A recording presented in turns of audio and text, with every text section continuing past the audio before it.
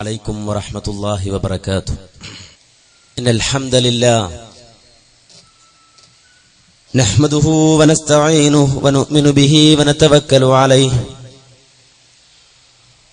ونعوذ بالله من شرور أنفسنا ومن سيئات أعمالنا من يهده الله فلا مضل له ومن يضلل فلا هادي له أشهد أن لا إله إلا الله وحده لا شريك له وأشهد أن محمدا عبده ورسوله أرسله بالهدى ودين الحق ليظهره على الدين كله ولو كره المشركون. اللهم صل على محمد وعلى آل محمد كما صليت على إبراهيم وعلى آل إبراهيم إنك حميد مجيد. اللهم بارك على محمد وعلى آل محمد كما باركت على إبراهيم وعلى آل إبراهيم إنك حميد مجيد. أما بعد فإن خير الكلام كلام الله وخير السنن سنن محمد صلى الله عليه وسلم وشر الأمور محدثاتها وكل محدثة بدعة وكل بدعة ضلالة. أيها الناس أوصيكم عباد الله ونفسي أولا بتقوى الله. أعوذ بالله من الشيطان الرجيم. بسم الله الرحمن الرحيم. يريدون ليطفئوا نور الله بأفواههم والله متم نوره ولو كره الكافرون.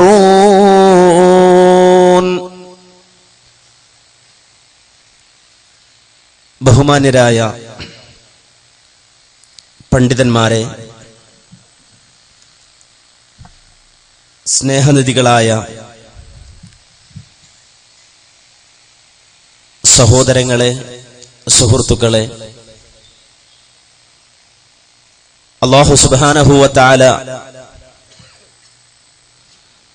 മഹത്തായ ഈ സംഗമത്തെ അവന്റെ അടുക്കൽ സ്വീകാര്യമായ പ്രതിഫലാർഹമായ അമലായി കബൂൽ ചെയ്യുമാറാകട്ടെ. മഹത്തായ ഈ ആദർശ സമ്മേളനത്തിൽ സംഗമിച്ചതുപോലെ അല്ലാഹു സുബ്ഹാനഹു വ തആല അവന്റെ സച്ചരിതരായ അടിമകൾക്കായി ഒരുക്കിയിട്ടുള്ള അനുഗ്രഹ സമ്പൂർണമായ ജന്നാത്തുൽ ഫിർദൗസിൽ നാം ഏവരെയും ഉൾപ്പെടുത്തി അനുഗ്രഹിക്കുമാറാകട്ടെ. കേരളക്കരയിൽ കേരള സമൂഹത്തിനിടയിൽ വിശുദ്ധ ഇസ്ലാമിന്റെ തനതായ ആദർശങ്ങളെ പറഞ്ഞുകൊണ്ട് പഠിപ്പിച്ചുകൊണ്ട് മുസ്ലിം സമൂഹത്തെയും ഇതര സമുദായങ്ങളെയും വിശുദ്ധ ഖുർആനിന്റെയും തിരുസുന്നത്തിന്റെയും തണലിലേക്ക് വിളിച്ചുകൊണ്ടുവരുന്ന മഹത്തായ ആദർശ പ്രസ്ഥാനമാണ് മുജാഹിദ് പ്രസ്ഥാനം. ആ പ്രസ്ഥാനത്തിന്റെ ഏറ്റവും വലിയ സവിശേഷത ഏതാണ് ശരിയെന്നും ഏതാണ് തെറ്റ് എന്നും വേർതിരിച്ച് പഠിക്കുകയും ഒരു കാര്യം അത് ശരിയാണ് എന്ന് 100% ബോധ്യപ്പെട്ടാൽ ആ ശരി സ്വീകരിക്കുകയും ഒരു കാര്യം തെറ്റാണ് എന്ന് ബോധ്യപ്പെട്ടാൽ അത് എത്ര തന്നെ സമൂഹത്തിൽ സ്വാധീനമുള്ള കാര്യമാണെങ്കിലും അത് സമൂഹത്തിൽ എത്രമാത്രം ആഴത്തിൽ ഇറങ്ങിയിട്ടുണ്ട് എങ്കിലും ആ തിന്മയെ തിന്മയായി കണ്ട് അത് വർജിക്കുകയും വർജിക്കണമെന്ന് മറ്റുള്ളവരോട് പറയുകയും അതിലേക്ക് ആളുകളെ ക്ഷണിക്കുകയും ചെയ്യുന്ന മഹത്തായ പ്രസ്ഥാനമാണ് മുജാഹിദ് പ്രസ്ഥാനം. ഈ പ്രസ്ഥാനത്തിന്റെ സവിശേഷത അതാണ്. മാത്രമല്ല, ഈ ആദർശ പ്രസ്ഥാനത്തിന്റെ ചിന്തകളാകട്ടെ, അതുപോലെ തന്നെ അതിന്റെ പ്രവർത്തന മേഖലയാകട്ടെ, പ്രബോധന പ്രവർത്തനങ്ങളാകട്ടെ, ഈ പ്രസ്ഥാനം ഉൾക്കൊള്ളുന്ന വ്യത്യസ്തങ്ങളായ വിഷയങ്ങളിലുള്ള കാഴ്ചപ്പാടുകളാകട്ടെ, ആ കാഴ്ചപ്പാടുകളെ അള്ളാഹുവിന്റെ ഖുർആനിന്റെയും തിരുസുന്നത്തിന്റെയും അടിസ്ഥാനത്തിൽ രൂപീകരിക്കണം, രൂപപ്പെടുത്തണം എന്ന വാശി നിലനിർത്തുന്ന, അതിനായി അങ്ങേയറ്റം പരിശ്രമിക്കുന്ന ആദർശ പ്രസ്ഥാനമാണ് മുജാഹിദ് പ്രസ്ഥാനം. ഈ പ്രസ്ഥാനം മുന്നോട്ട് വെച്ച ആദർശത്തിൽ ഏറ്റവും പ്രധാനപ്പെട്ടത് ലാ ഇലാഹ ഇല്ലല്ലാഹ് എന്ന മഹത്തായ ആദർശമാണ്. അല്ലാഹുവല്ലാതെ ആരാധ്യനില്ല എന്ന അടിസ്ഥാനപരമായ ആദർശം ഈ സമൂഹത്തിന് പകർന്നു നൽകിക്കൊണ്ട് പഠിപ്പിച്ചുകൊണ്ട് നിലനിൽക്കുന്ന ആദർശമാണിത്. ഏതൊരു സമൂഹത്തിനിടയിൽ ഈ പ്രസ്ഥാനം കടന്നു ചെന്നുവോ അവിടെയെല്ലാം ഈ പ്രസ്ഥാനം ആവർത്തിച്ചാവർത്തിച്ച് പറഞ്ഞ ആദർശം ലാ ഇലാഹ ഇല്ലല്ലാഹ് എന്ന മഹത്തായ ആദർശമാണ്. ഇതൊരിക്കലും സ്വന്തം ഇഷ്ടപ്രകാരം, സ്വന്തം ഇച്ഛപ്രകാരം മുജാഹിദുകൾ രൂപപ്പെടുത്തിയതല്ല, രൂപീകരിച്ചതല്ല. നേരെമറിച്ച് ലോകത്ത് കഴിഞ്ഞുപോയ അമ്പിയാക്കൾ, നബിമാർ, ആ നബിമാർ അവരുടെ ജീവിതത്തിൽ സ്വീകരിച്ച ആദർശമാണ്. അമ്പിയാക്കൾ പഠിപ്പിച്ച ആദർശമാണ്. വിശുദ്ധ ഖുർആനിൽ അല്ലാഹു സുബ്ഹാനഹു വ തആല ഒന്നിലധികം സ്ഥലങ്ങളിൽ ഇക്കാര്യം ആവർത്തിച്ച് പറഞ്ഞു. വമാ അർസൽനാ മിൻ ഖബ്ലിക മിർ റസൂലിൻ ഇല്ലാ നൂഹി ഇലൈഹി അന്നഹു ലാ ഇലാഹ ഇല്ലാ അന ഫഅ്ബുദൂൻ. മഹാനായ മുഹമ്മദ് മുസ്തഫ സല്ലല്ലാഹു അലൈഹി വസല്ലമയെ അഭിസംബോധന ചെയ്തുകൊണ്ട് അല്ലാഹു പറയുകയാണ്, ഓ നബിയെ, താങ്കൾക്ക് മുമ്പ് ഒരു നബിയെയും ഒരു പ്രവാചകനെയും നാം നിയോഗിച്ചിട്ടില്ല. എങ്ങനെയല്ലാതെ ഇല്ലാ നൂഹി ഇലൈഹി, ആ പ്രവാചകനിലേക്ക് ബോധനം നൽകിയിട്ടല്ലാതെ, വഹയി നൽകിയിട്ടല്ലാതെ. എന്താണ് ആ പ്രവാചകന്മാർക്കെങ്കിലും വഹയി നൽകപ്പെട്ട മഹത്തായ കാര്യം? നിശ്ചയമായും കാര്യം ലാ ഇലാഹ ഇല്ലാ അന ഫഅ്ബുദൂൻ, ഞാനല്ലാതെ മറ്റൊരു ഇലാഹില്ല, ആരാധ്യനില്ല, അതുകൊണ്ട് എന്നെ മാത്രം ആരാധിക്കണമെന്ന സന്ദേശം നൽകപ്പെടാത്ത ഒരു പ്രവാചകനും മുഹമ്മദ് നബിയെ താങ്കൾക്ക് മുമ്പ് കഴിഞ്ഞു പോയിട്ടില്ല. വിശുദ്ധ ഖുർആൻ പറയുകയാണ്. വിശുദ്ധ ഖുർആനിലെ 16-ാം അധ്യായം സൂറത്തുൻ നഹ്ലിൽ അല്ലാഹു സുബ്ഹാനഹു വ തആല ഇതേ കാര്യം മറ്റൊരു രൂപത്തിൽ പറഞ്ഞു. അവിടെ അല്ലാഹു പറഞ്ഞത്, വലഖദ് ബഅത്നാ ഫീ കുല്ലി ഉമ്മത്തിർ റസൂലാ അൻ ഇഅ്ബുദുല്ലാഹ വജ്തനിബുത് താഗൂത്ത്. വലഖദ് ബഅത്നാ ഫീ കുല്ലി ഉമ്മത്തിർ റസൂലാ, നാം എല്ലാ ഉമ്മത്തിലേക്കും, എല്ലാ സമുദായങ്ങളിലേക്കും പ്രവാചകന്മാരെ നിയോഗിച്ചിട്ടുണ്ട്.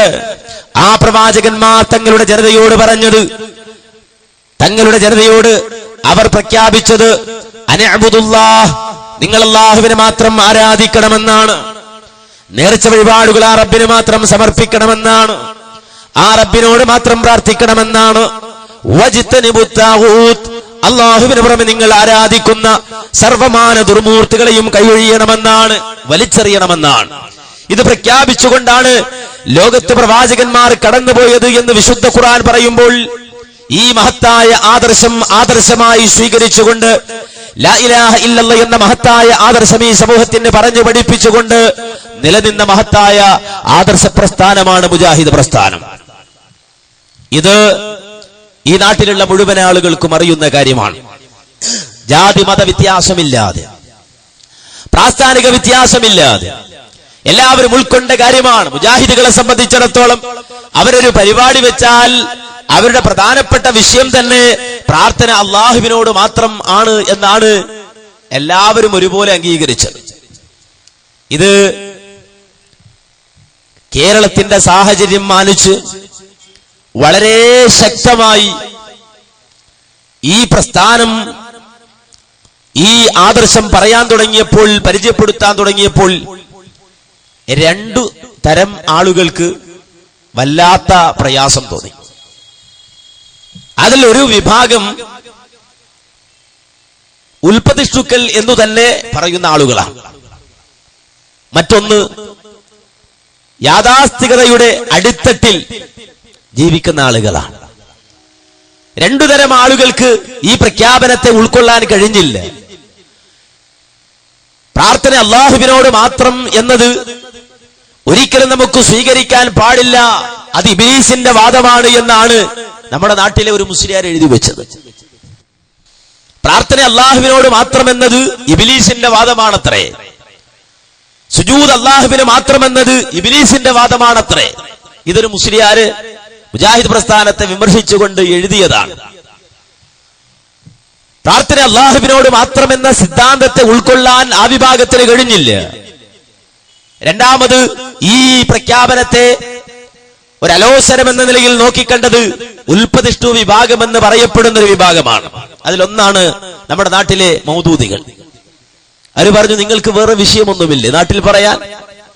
എവിടെ നിങ്ങൾ പരിപാടി വെച്ചാലും അള്ളാഹുവിനോട് മാത്രം പ്രാർത്ഥിക്കണം എന്ന നിലപാട് സ്വീകരിച്ചുകൊണ്ടാണല്ലോ നിങ്ങൾ നിലനിൽക്കുന്നത്. നിങ്ങൾക്ക് വേറെ വിഷയമൊന്നുമില്ലേ? ഈ രൂപത്തിൽ പരിഹസിച്ചുകൊണ്ട് ശാഖാപരമായ കാര്യത്തിൽ പിന്നെ അഭിപ്രായ വ്യത്യാസം വലിച്ചിട്ടുകൊണ്ട് മുസ്ലിം സമൂഹത്തിനിടയിൽ ഭിന്നിപ്പുണ്ടാക്കുന്നവരാണ് മുജാഹിദുകൾ എന്ന് പറഞ്ഞുകൊണ്ടാണ് മൗദൂദിസ്റ്റുകൾ അവരുടെ വെറുപ്പ് പ്രകടിപ്പിച്ചത്. മൂന്നാമതായി ആ ജമാഅത്ത് സിദ്ധാന്തങ്ങൾ, മൗദൂദിയൻ സിദ്ധാന്തങ്ങൾ, ആ സിദ്ധാന്തങ്ങളുടെ അരുപറ്റിക്കൊണ്ട് കടന്നു വന്ന മടവൂരിസം. അവര് നടത്തിയ സമ്മേളനത്തിന്റെ പ്രചരണ ഭാഗമായി ഇറക്കിയ നോട്ടീസിൽ എഴുതി വെച്ച ഒരു വരി, പ്രാർത്ഥന അല്ലാഹുവിനോട് മാത്രം എന്ന ഈ രൂപത്തിലുള്ള നിങ്ങളുടെ ദഅവ അതൊരു നിരാശാബാധിത നിഷ്ക്രിയത്വത്തിന്റെ ഭാഗമാണ് എന്നാണ്. മുജാഹിദികൾ എവിടെ പരിപാടി വെച്ചാലും അതിലൊരു വിഷയം തൗഹീദ്, റബ്ബിനോട് മാത്രം പ്രാർത്ഥിക്കണമെന്ന് പറഞ്ഞു നാടൊട്ടാകെ പരിപാടി നടത്തുന്നത് നിരാശാബാധിത നിഷ്ക്രിയത്വമാണ് എന്ന് എഴുതി വെച്ചത് യഥാർത്ഥത്തിൽ മടവൂരികളാണ്. പക്ഷേ ഈ ആരോപണങ്ങൾ കൊണ്ട് മുജാഹിദുകൾ തകർന്നില്ല. ഈ ആരോപണങ്ങൾ കൊണ്ട് മുജാഹിദ് പ്രസ്ഥാനം പുറകോട്ട് പോയില്ല.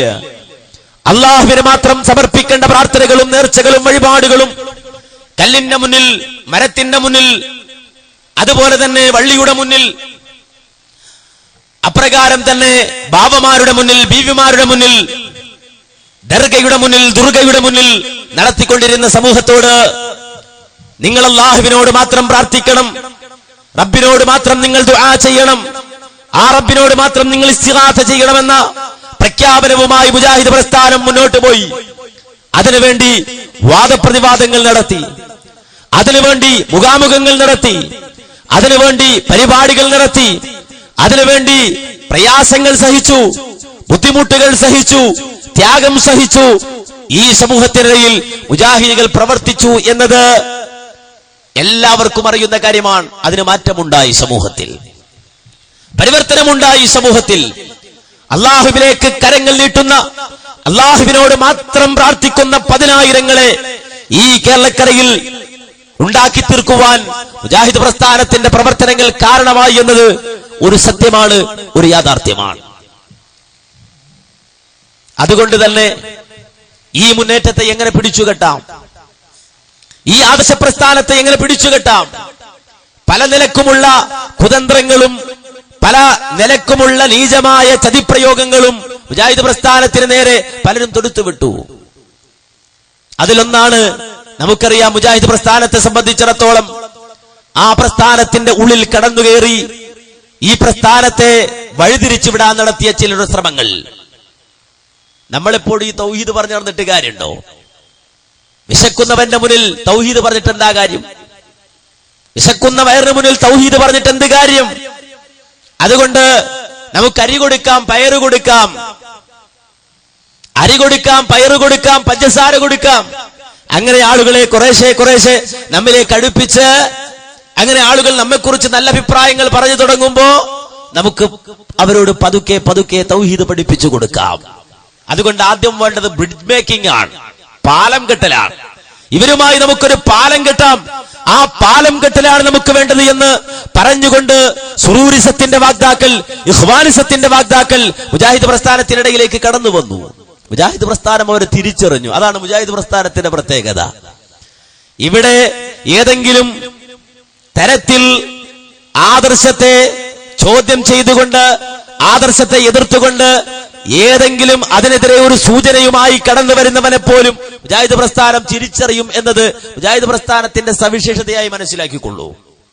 മുജാഹിദ് പ്രസ്ഥാനം അത് മനസ്സിലാക്കി, മുജാഹിദ് പ്രസ്ഥാനം അത് തിരിച്ചറിഞ്ഞു. ഈ ബ്രിഡ്ജ് മേക്കിംഗ് നമുക്ക് വേണ്ട. ഇത് പ്രവാചകന്മാരുടെ മാർഗമല്ല, പ്രവാചകന്മാരുടെ മാതൃകയല്ല.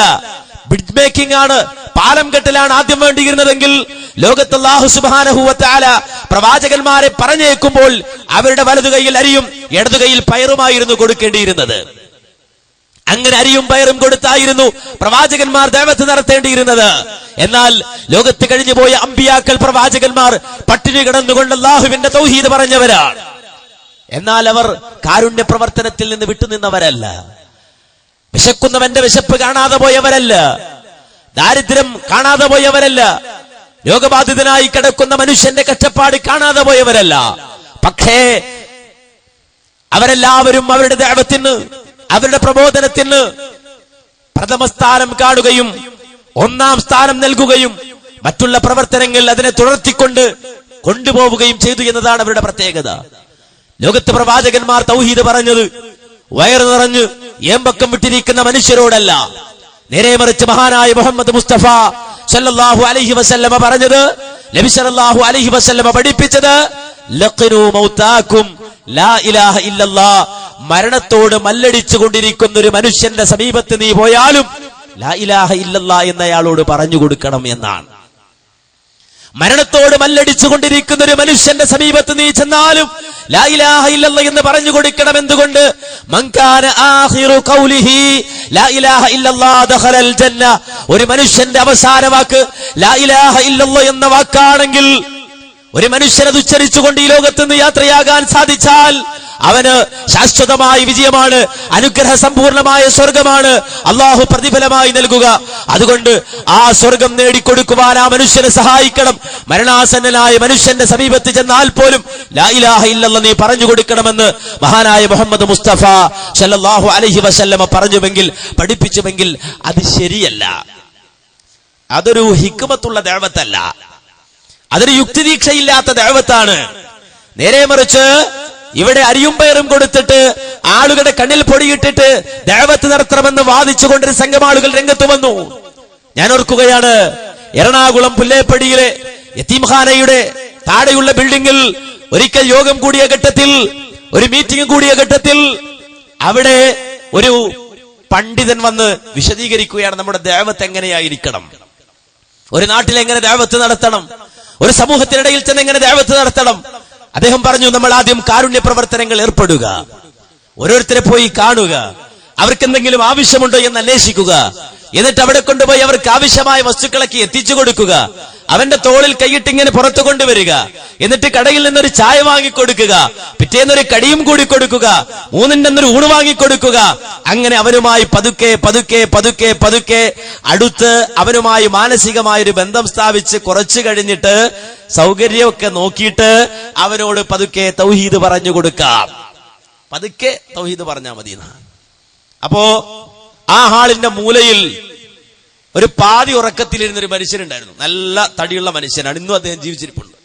അദ്ദേഹം പെട്ടെന്ന് കണ്ണു തുറന്നിട്ട് ഈ പ്രസംഗിച്ച മനുഷ്യനോട് ചോദിച്ചു, അല്ല മൗലവി, ഈ അരിയും പയറും കൊടുത്ത് ആളെ കൂട്ടി അതിനിടയിൽ ചായ വാങ്ങിക്കൊടുത്ത് ചോറ് വാങ്ങി തിന്നുന്നതിനിടയിൽ ഈ മനുഷ്യൻ മരിച്ചുപോയാൽ നമ്മൾ എന്ത് ചെയ്യും? ഇയാൾ മരിച്ചുപോയാൽ എന്ത് ചെയ്യും? മരണം എന്ന് പറഞ്ഞാൽ അത് എപ്പോഴും സംഭവിക്കാലോ. നമ്മളിങ്ങനെ അവസരം നോക്കിയിരുന്ന അവസരം വരട്ടെ എന്ന് കാത്തിരിക്കുന്നതിനിടയിൽ ഇത്രയും ദിവസത്തിനുള്ളിൽ അയാൾ മരിച്ചാലോ? തൗഹീദ് കിട്ടാതെ ആ മനുഷ്യൻ മരിച്ചു പോകൂലേ?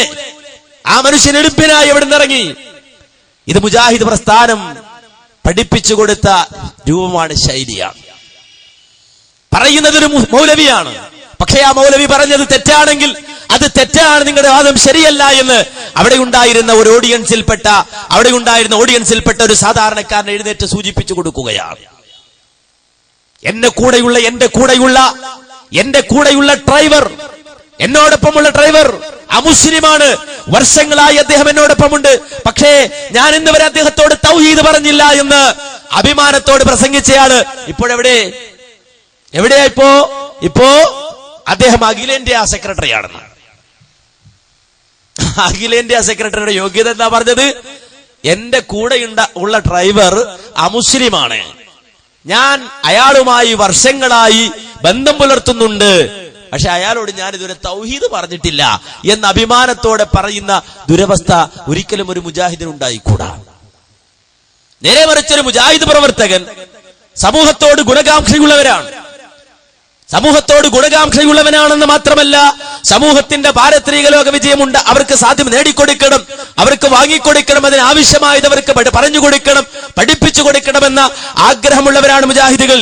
അതുകൊണ്ട് തന്നെ മുജാഹിദുകൾ പ്രധാനമായി ജനങ്ങളോട് പറഞ്ഞു, ജനങ്ങളെ, നിങ്ങളുടെ ജീവിതത്തിൽ അടിസ്ഥാനപരമായി നിങ്ങൾ സ്വീകരിക്കേണ്ട മഹത്തായ ഒരു ആദർശമുണ്ട്. ആ ആദർശം ചെറിയൊരു ആദർശമല്ല, അത് വലിയ ഒരു ആദർശമാണ്. നിങ്ങളുടെ ജീവിതത്തിൽ നിങ്ങൾ സ്വീകരിക്കേണ്ട ആദർശമാണ്. ആ ആദർശം നിങ്ങൾ പ്രഖ്യാപിക്കുന്നതാണ്. ഏതൊരു മുസ്ലിമും ഏതൊരു മുഅ്മിനും നിർബന്ധമായും പ്രഖ്യാപിക്കേണ്ടതാണ്.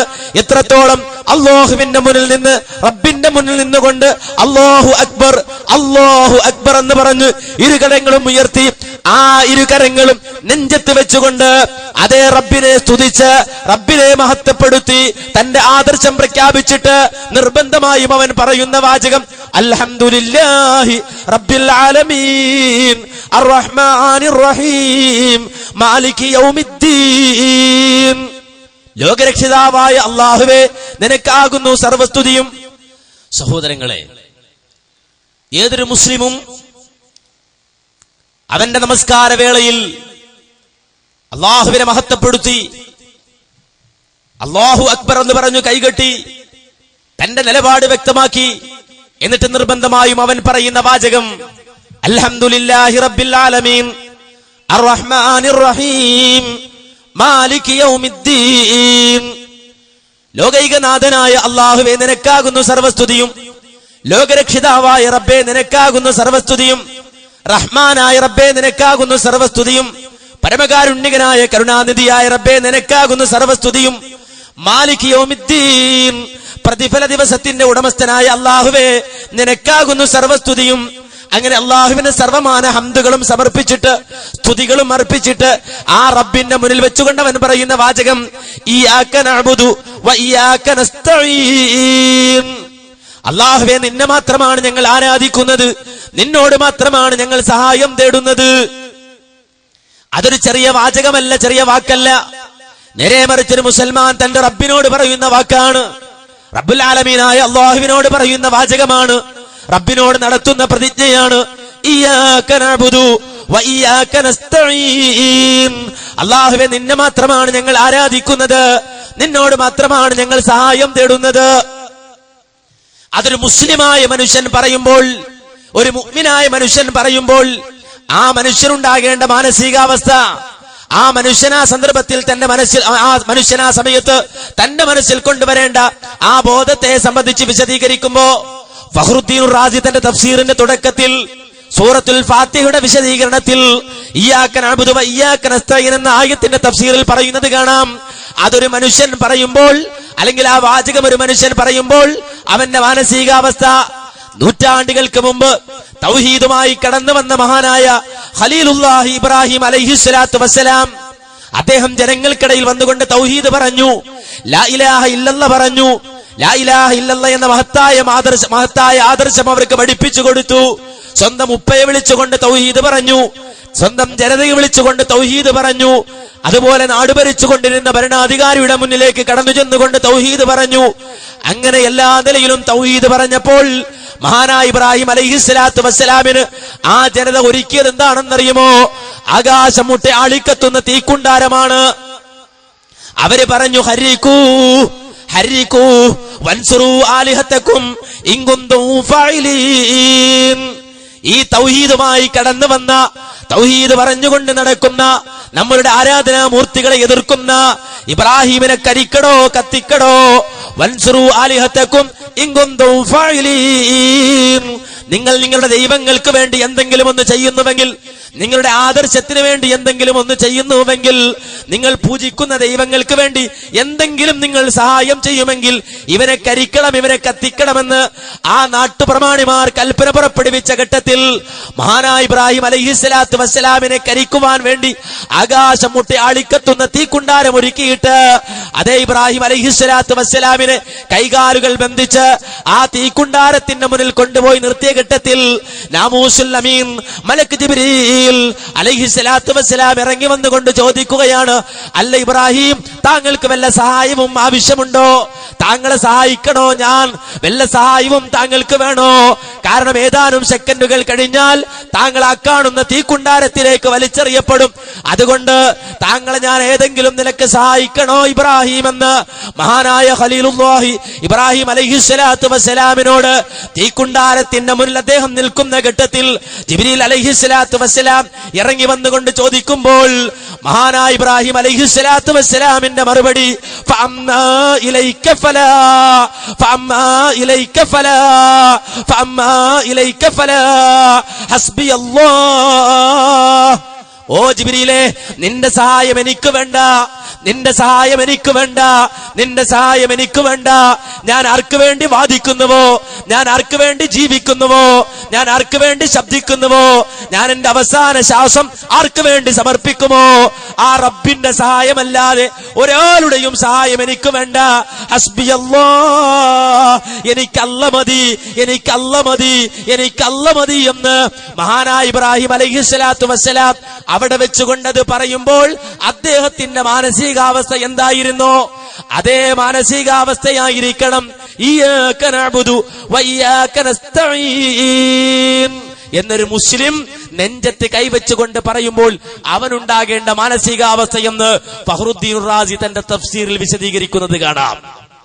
ഈ രൂപത്തിൽ ഒരു മനുഷ്യനെ സംബന്ധിച്ചിടത്തോളം അവന്റെ മനസ്സിൽ രൂഢമൂലമാകേണ്ട ആദർശമാണത്. അള്ളാഹുവിനോട് മാത്രമാണ് പ്രാർത്ഥിക്കേണ്ടത്, റബ്ബിനോട് മാത്രമാണ് സഹായം തേടേണ്ടത്.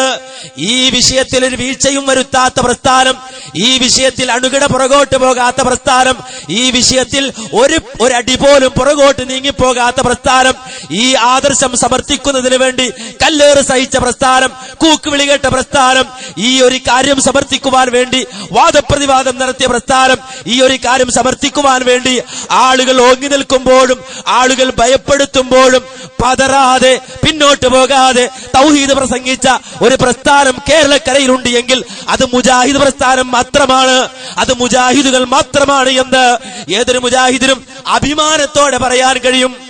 അവിടെ ഏത് നിലക്ക് പാര പണിയാമോ ആ പാരയെല്ലാം പണിതവരാണ് യഥാർത്ഥത്തിൽ ഇതര സംഘടനകൾ, മുസ്ലിം സംഘടനകളെ സംബന്ധിച്ചാ പറയുന്നത്. അല്ലാതെ ഇവിടുത്തെ വിശ്വ ഹിന്ദു പരിഷത്തിനെ കുറിച്ചോ അല്ലെങ്കിൽ ബജ്റംഗദളിനെ കുറിച്ചോ അല്ല, അവർ മറ്റു നിലക്കുള്ള ഉപദ്രവമാണ്. പക്ഷെ ഇത് തൗഹീദിന് എതിരെ ഇതിനകത്ത് നിന്നുകൊണ്ട് പാര പണിതവർ. നിങ്ങൾ മനസ്സിലാക്കണം, ഏതെല്ലാം നിലയിലുള്ള ഉപദ്രവങ്ങളാണ്, ഏതെല്ലാം നിലയിലുള്ള പ്രയാസങ്ങളാണ്. പക്ഷെ പതറിയില്ല, പിന്മാറിയില്ല.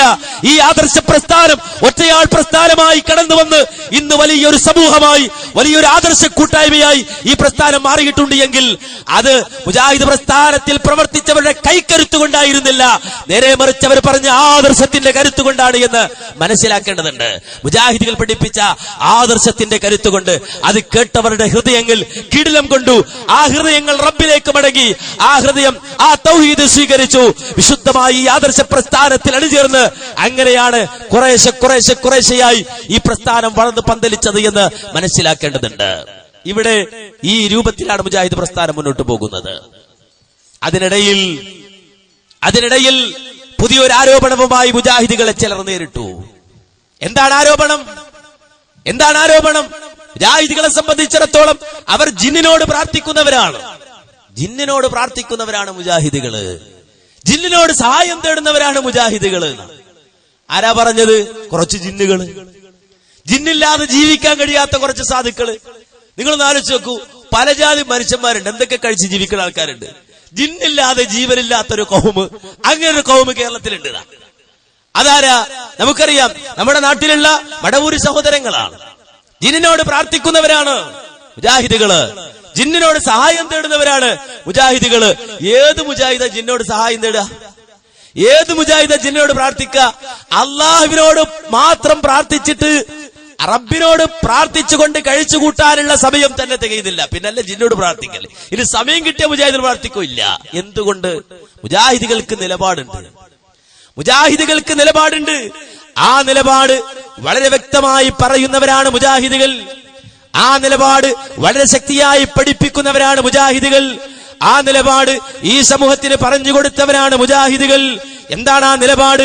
വിശുദ്ധ ഖുർആൻ പറഞ്ഞുവല്ലോ, യുലിജുൽ ലൈല ഫിന്നഹാരി വയുലിജുൻ നഹാറ ഫിൽ ലൈൽ വസഖറ അശംസ വൽ ഖമറ കുല്ലു യജ്രി ലി അജലിൻ മുസമ്മാ ദാലികുമുല്ലാഹു റബ്ബുക്കും ലഹുൽ മുൽക് വല്ലദീന തദ്ഊന മിൻ ദൂനിഹി മാ യംലികൂന മിൻ ഖുത്മീർ.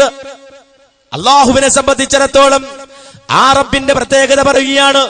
രാവിലേക്ക് പകലിനെയും പകലിലേക്ക് രാത്രിയെയും കടത്തിവിടുന്നവനാണ് അല്ലാഹു. രാപ്പകലുകളെ സംവിധാനിച്ചവനാണ് അല്ലാഹു. വസഖറ ശംസ വൽ ഖമറ, സൂര്യനെയും ചന്ദ്രനെയും കീഴ്പ്പെടുത്തി തന്നവനാണ് അല്ലാഹു.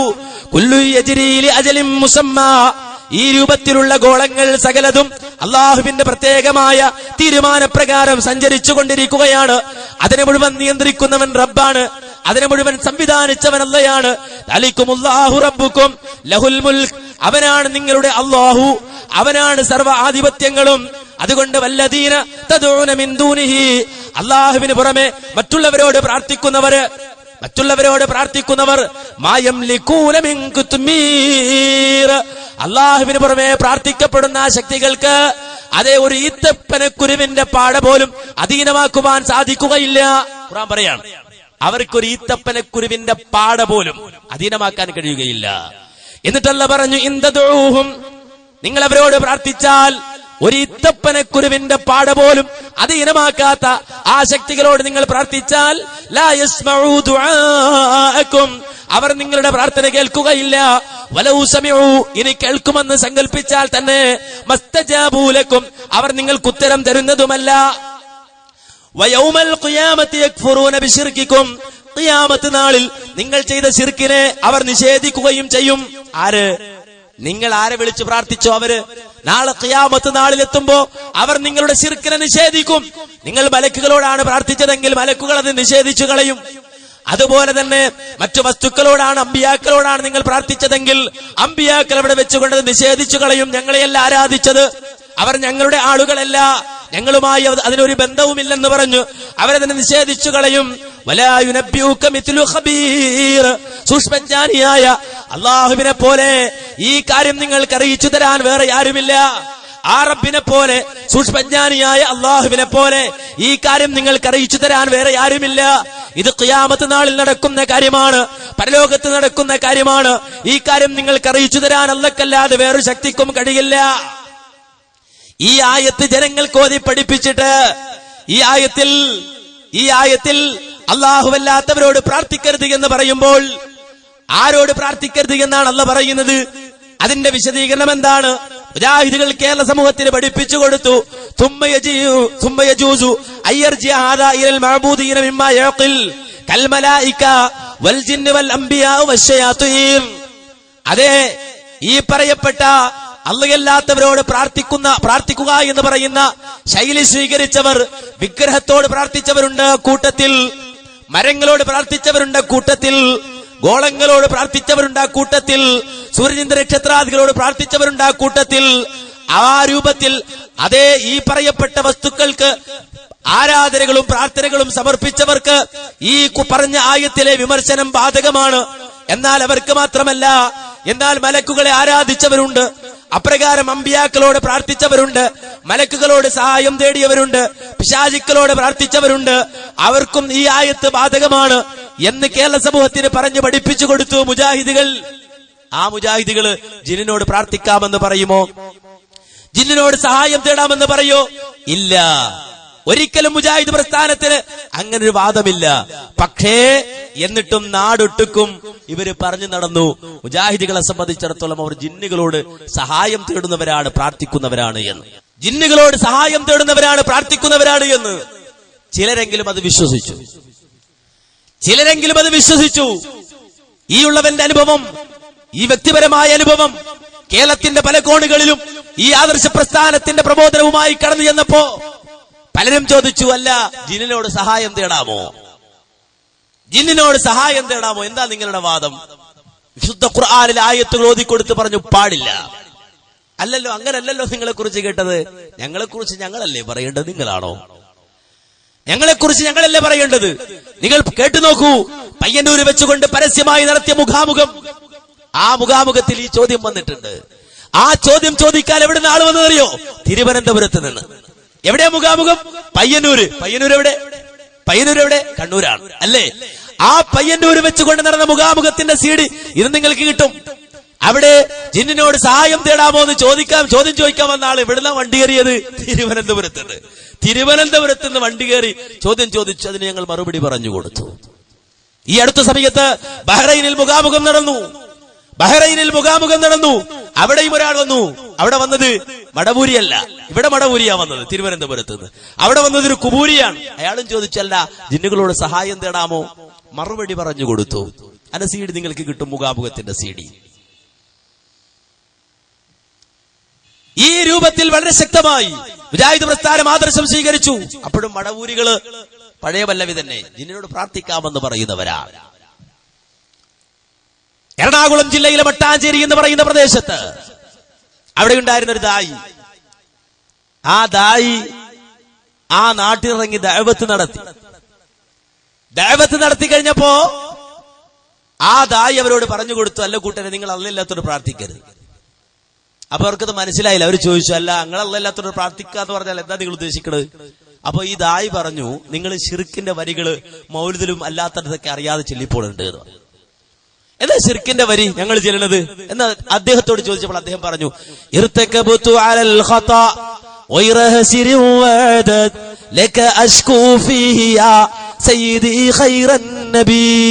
അള്ളാനോട് ചോദിക്കേണ്ടത് നബിയോട് ചോദിക്കാണ് എന്ന് പറഞ്ഞാൽ, പാപപങ്കില നൗകവാഹനമിൽ സവാരി നടത്തി ഞാൻ പാവന പറുദീസയാക്കണം എൻ മനം നബി ധന്യവാൻ.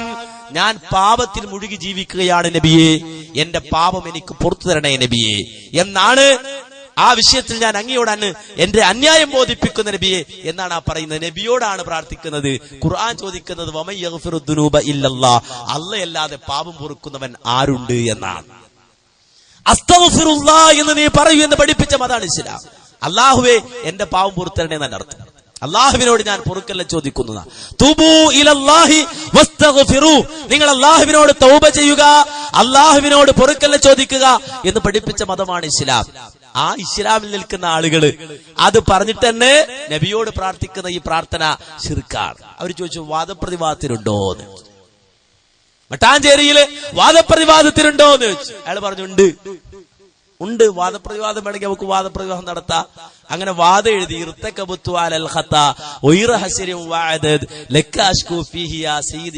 അത് ശിർക്കിന്റെ വരിയാണ്. നമ്മള് മറുഭാഗത്തല്ല, അത് തവസ്സുലാണ് എന്ന് പറഞ്ഞിട്ട് അവരും അങ്ങനെ രണ്ടു കൂട്ടരും എഴുത്തുകൾ കൈമാറി. അങ്ങനെ വാദപ്രതിവാദം നടത്തുവാൻ വേണ്ടിയിട്ട് അവസരരിങ്ങി വിഷയം തീരുമാനിച്ചു. എപ്പോൾ നടത്തണം, എങ്ങനെ നടത്തണം, എത്ര പേര് വേണം, എത്ര സമയം വേണം തീരുമാനിക്കുവാൻ വേണ്ടിയിട്ട് അതിന്റെ കരാർ മട്ടാഞ്ചേരിയിൽ വെച്ചുകൊണ്ട് നടത്തുവാൻ വേണ്ടി രണ്ടു പക്ഷത്തുനിന്നും ആളുകൾ കൂടി. പക്ഷേ മറുഭാഗത്തുനിന്ന് വന്ന ആൾക്ക് വാദപ്രതിവാദം നടത്തണമെന്ന് ആഗ്രഹമില്ല. വന്നതൊരു അഹസരിയാണ്. അയാൾക്ക് ഈ വാദപ്രതിവാദം നടത്തലല്ല വേണ്ടത്, മുടക്കലാണ്. നടത്തലായിരുന്നുവെങ്കിൽ അയാൾ പറയേണ്ടിയിരുന്നത് ഇർത്തകബത്തുവിൽ നമ്മൾ വാദപ്രതിവാദം നടത്താമെന്നാ. പക്ഷെ അദ്ദേഹം പറഞ്ഞു, അത് പറ്റൂല, ജിന്നിനോട് സഹായം തേടുന്നവരാണ് നിങ്ങൾ, അവ ജിന്നിനോട് സഹായം തേടാമോ ഇല്ല എന്നുള്ള വാദപ്രതിവാദം അതാണ്. നിങ്ങൾ നിങ്ങളുടെ ആദർശത്തിൽ മാറി, നിങ്ങളുടെ ആദർശം പോയി നിങ്ങൾ ജിന്നോട് പ്രാർത്ഥിക്കാമെന്ന് പറയുന്നവരാണ്. അവിടെ വെച്ചുകൊണ്ട് മുജാഹിദ് പണ്ഡിതന്മാർ പറഞ്ഞു, ഇല്ല, ഞങ്ങളുടെ നിലപാടിൽ നിന്ന്